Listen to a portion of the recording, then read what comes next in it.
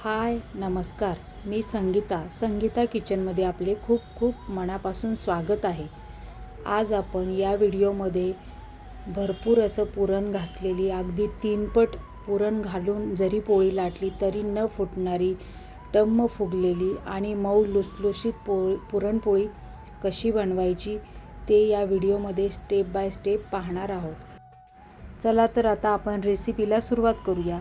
इथे मी अर्धा किलो एवढे प्रमाणामध्ये हरभऱ्याची स्वच्छ डाळ घेतलेली आहे। डाळ कुकरला लावण्यासाठी कुकरमध्ये 1 तांब्या एवढं पाणी मी गरम करण्यासाठी ठेवलं आहे। पाणी गरम झाल्यानंतर त्यामध्ये हरभऱ्याची डाळ स्वच्छ धुवून घेतली व घातली आणि आता त्यामध्ये 1 पळी एवढं मी तेल घातलेलं आहे। तेल घालून कुकरला झाकण लावून 5 ते 6 शिट्ट्या घेऊया आणि कुकर थंड होऊन देऊया।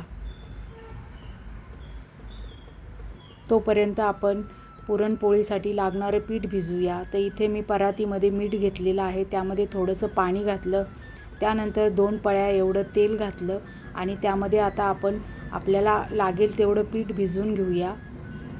तर यासाठी मी पीठ चाळणीने चाळून घेतलं आहे। अगदी बारीक चाळणीने पीठ चाळून घ्यायचं आणि मऊ असं पीठ भिजवायचं। अशा पद्धतीने पीठ भिजवायचं। आता पीठ भिजवून झालं तोपर्यंत आपली कुकरची डाळ शिजली का ते पाहूया। तर इथे आपली हरभऱ्याची डाळ कुकरला छान शिजलेली आहे। तर चाळणीमध्ये आपण निथळण्यासाठी ठेवूया। चाळणीमध्ये पूर्ण निथळून झाल्यानंतर आपण यामध्ये गूळ घालूया। आता इथे अर्धा किलो डाळ घेतल्यामुळे अर्धा किलोला थोडासा कमी एवढं आपण गुळाचं प्रमाण घेऊया आणि कढईमध्ये गूळ आणि डाळ एकत्र मिक्स करून घेऊया। एकत्रित मिक्स केल्यानंतर गॅसवर ठेवून आपण डाळ आणि गूळ एकत्र शिजवून घेऊया। इथे पुरण शिजवण्यासाठी आपल्याला मंद ते मीडियम गॅसवर सतत हलवत आपल्याला पुरण शिजवायचं आहे।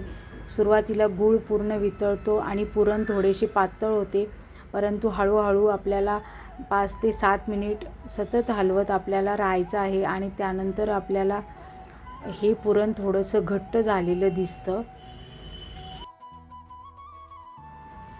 अशा पद्धतीने 15 ते 20 मिनिट सतत हलवून आपल्याला पुरण शिजवून घ्यायचे आहे। पुरण शिजल्यानंतर आपल्याला त्याचा कलर थोडासा बदललेला दिसतो। आपलं पुरण शिजलं आहे का हे ओळखायची एक सोपी पद्धत आहे। तर ज्या वेळेला आपलं पुरण शिजून तयार होतं त्यावेळेला आपण ज्या उलथण्याने किंवा उचटणीने आपण पुरण मिक्स करतो तर त्यामध्ये ते उभं करायचं आणि ज्या वेळेला ते पडणार नाही म्हणजे आपलं पुरण शिजून पूर्ण तयार झालं आहे असं ओळखायचं। अशा वेळेला त्यामध्ये मी 1 चमचा एवढं तूप घातलं आणि पुन्हा पुरण चांगलं मिक्स करून घेतलं। गॅस बंद करायचा आणि पुरणाच्या चाळणीमध्ये गरम असतानाच ते पुरण घालून स्मॅशरच्या मदतीने आपण पुरण चाळणीतून बारीक करून घ्यायचं। पुरण चाळणीतून काढून तयार झाल्यानंतर त्यामध्ये आपण वेलची पावडर घालूया। तसेच कुठलाही गुळाचा पदार्थ म्हटलं की त्यामध्ये थोडंसं जायफळ किसून घालूया आणि चांगलं मिक्स करून घेऊया आणि आता हे पुरण थंड होऊन देऊया। आता आपले पुरण तयार झाले आहे आणि कणिकही 15 ते 20 मिनिट भिजल्यामुळे छान मऊ झालेली आहे। तर आता आपण पोळ्या करायला घेऊया। आता आपण कणकेचा छोटा गोळा घेऊया आणि दाखवल्याप्रमाणे त्याची वाटी तयार करून घेऊया आणि यामध्ये बसेल तेवढं भरपूर असं पुरण घालूया। परफेक्ट असं पीठ भिजवून झालेलं असलं आणि जर आपलं पुरणही एकदम प्रमाणात झालेलं असलं तर त्यामध्ये कितीही पुरण भरलं तरीही आपली पोळी फुटत नाही। तर दाखवल्याप्रमाणे गोळा तयार करून घ्यायचा आणि अगदी मऊ असा आपल्याला हलक्या हाताने पोळी लाटून घ्यायची आहे। पुरणाची पोळी नेहमी हलक्या हातानेच लाटून घ्यायची असते। ती जर आपण थोडीशी दाबून जर लाटली तर पोळी फुटण्याची शक्यता असते। त्यामुळे अगदी हलक्या हाताने पोळीच्या कडा अगोदर लाटून घ्यायच्या आणि एकसारखी आपल्याला पोळी लाटून घ्यायची आहे। अशा पद्धतीने आपली पोळी लाटून झाली आहे।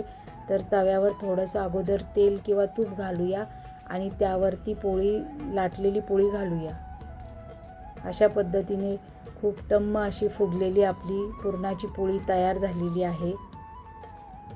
तर तिला तूप किंवा तेल दोन्हीही बाजूनी छान तूप तेल लावून सोनेरी रंगावर आपल्याला भाजून घ्यायचे आहे।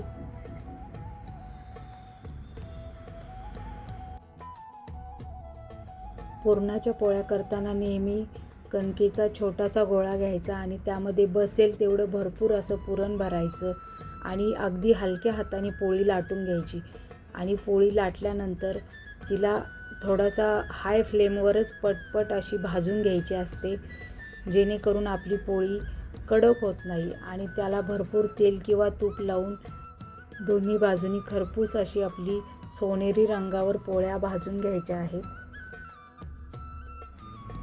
चला तर मग या सणाला तुम्हीही अशाच पारंपरिक पद्धतीने पुरणाच्या पोळ्या नक्की तयार करून पहा आणि अशाच चमचमीत आणि नवनवीन रेसिपी पाहण्यासाठी संगीता किचनला लाईक, शेअर, सबस्क्राईब नक्की करा आणि हो कमेंटही करा। धन्यवाद।